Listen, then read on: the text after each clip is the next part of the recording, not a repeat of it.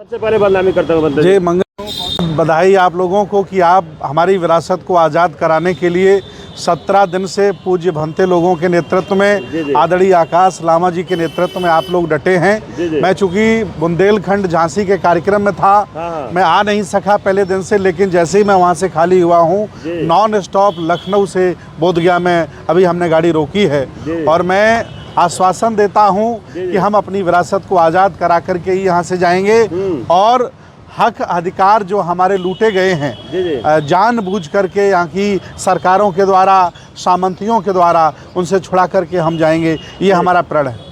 एक तो मनुवादियों द्वारा साजिश के तहत हमारा महाबोधि महाविहार लोग छीनने की कोशिश कर रहे हैं, दूसरे यहाँ प्रशासन द्वारा बहुत बेरहमी से भंते जी लोग से दुर्व्यवहार करके रात्रि के 1 बजे लोग उठा के ले गए। क्या बोलिएगा? देखिए, बहुजन समाज के लोग यहाँ 25-30 साल से मुख्यमंत्री हैं, चाहे वो लालू हों, राबड़ी हों, नीतीश कुमार हों। अगर ये लोग बुद्ध को समझ पाते, अगर ये बहुजन महापुरुषों को समझ पाते तो बोधगया को मुक्त करा देते। लेकिन ये लोग खुद मानसिक गुलाम हैं, मुख्यमंत्री होकर के मानसिक गुलाम हैं। आज दिन तक ये निर्णय नहीं ले पाए कि विरासत हमारी, इसकी रक्षा हमें करनी चाहिए।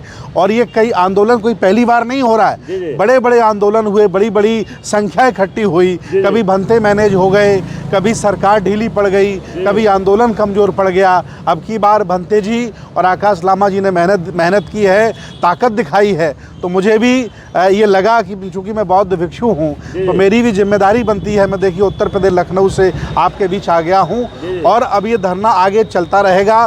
शासन प्रशासन जितनी भी ताकत लगाए, मैं आपके माध्यम से आह्वान भी करना चाहता हूँ, हक वंचित, असहाय, कमज़ोर लोग और जितने भी समान विचारधारा के संगठन हैं, चाहे वो बिहार के हों, चाहे आसपास के राज्यों के हों, जो बुद्ध, फुले, साहू अम्बेडकर को मानते हों, मैं उन सभी लोगों से आह्वान करता हूं कि इस आंदोलन को ताकत देने के लिए, सपोर्ट करने के लिए आप बोधगया आएँ।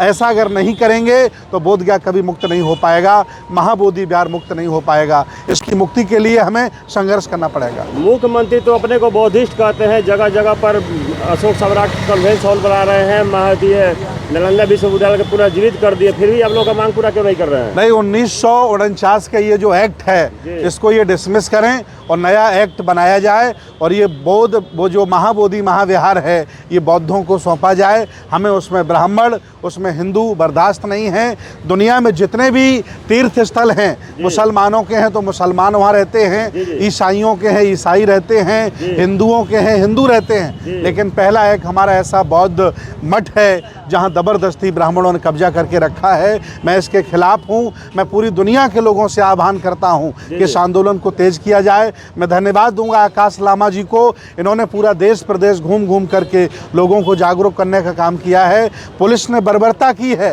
रात्रि में ज़बरदस्ती बौद्ध भिक्षुओं को डिटेन किया और अस्पताल में जाकर के भर्ती करा दिया गया है। हमारे बौद्ध भिक्षु गया के मेडिकल कॉलेज में धरना प्रदर्शन पर बैठे हैं और डीएम, चूँकि वो जगह बहुत सेंसिटिव है, वहाँ कह रहे हैं कि आतंकवादी हमला हो सकता है, बोधगया मेन टेम्पल के सामने है। तो मैं निवेदन करूंगा शासन प्रशासन से कि हमें बोधगया में कोई अच्छा स्थान उपलब्ध कराया जाए जहाँ ये धरना प्रदर्शन हमारा सुचारू रूप से चल सके। ये आंदोलन कोई गया लेवल का नहीं है, ये आंदोलन देश लेवल का है, ये अब अंतर्राष्ट्रीय बन गया है और तब तक हम नहीं रुकेंगे, झुकेंगे जब तक हमारा बोधगया महाबोधि विहार मुक्त नहीं हो जाता। लोग तो बोलते हैं कि बुद्ध विष्णु के 9वें अवतार है, कितने लोग तो बोलते हैं कि ये शिव मंदिर है।